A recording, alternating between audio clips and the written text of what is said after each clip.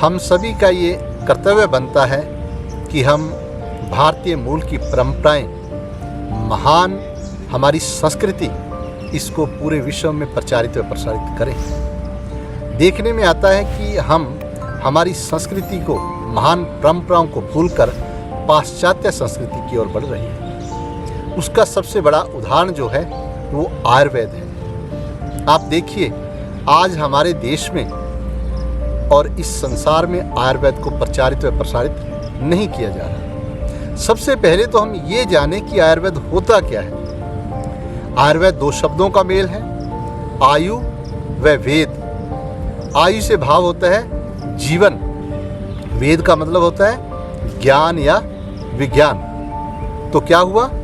जीवन का विज्ञान। क्या है जीवन का विज्ञान? सभी धर्म ग्रंथों ने माना है कि हमारा जीवन 5 तत्वों से मिलकर बना है: मिट्टी, जल, अग्नि, वायु व आकाश। ये पांचों तत्व स्वभाव में, प्रकृति में एक दूसरे से मेल नहीं खाते हैं, एक दूसरे के विरोधी हैं। बावजूद इसके ये पांचों तत्व मिल के रहते हैं, क्योंकि इन्हें मिला के रखती है अनहद धुन, शब्द या आत्मा। जब ये पांचों मिलते हैं तो हमारे शरीर में 3 प्रकार की ऊर्जाएं पैदा होती हैं, जिन्हें हम वात, पित्त, कफ कहते हैं, जिन्हें हम रजोगुण, तमोगुण, सतोगुण कहते हैं। और जब हम गूढ़ अध्यात्म की ओर बढ़ते हैं तो इन्हें ही ब्रह्मा, विष्णु व महेश कहा जाता है।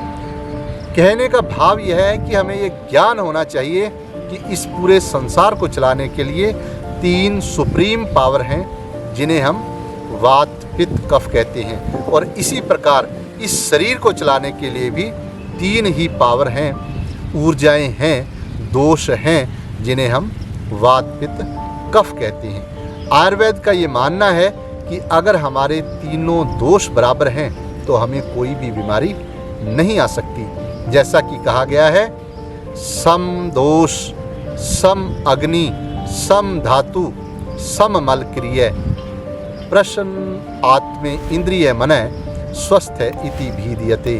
भाव, इनका बराबर होना ही, संतुलन होना ही स्वास्थ्य की परिभाषा है।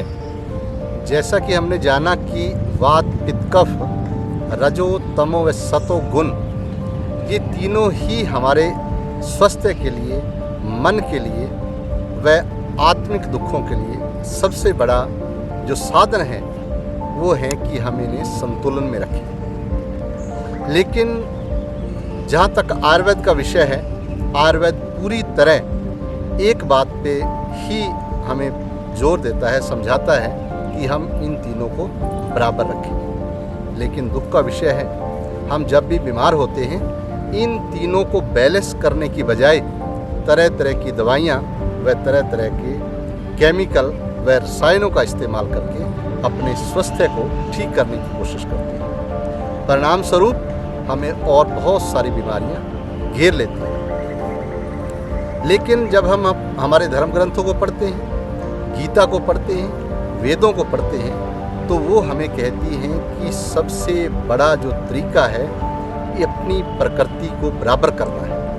आप भागवत गीता पढ़ते हैं तो कृष्ण जी महाराज कहते हैं, इदम तू ते गृहत्तमम प्रक्ष्यामि अनसूयवे ज्ञानम विज्ञान सहितम यत यात्वा मोक्ष से असुभात।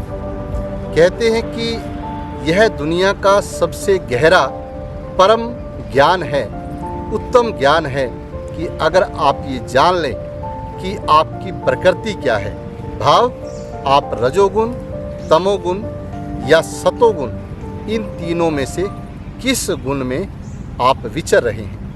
अगर आपने यह नहीं जाना तो सभी वेद शास्त्र ग्रंथ व आयुर्वेदा ये कहता है कि आप कभी भी स्वास्थ्य का लाभ नहीं ले सकेंगे।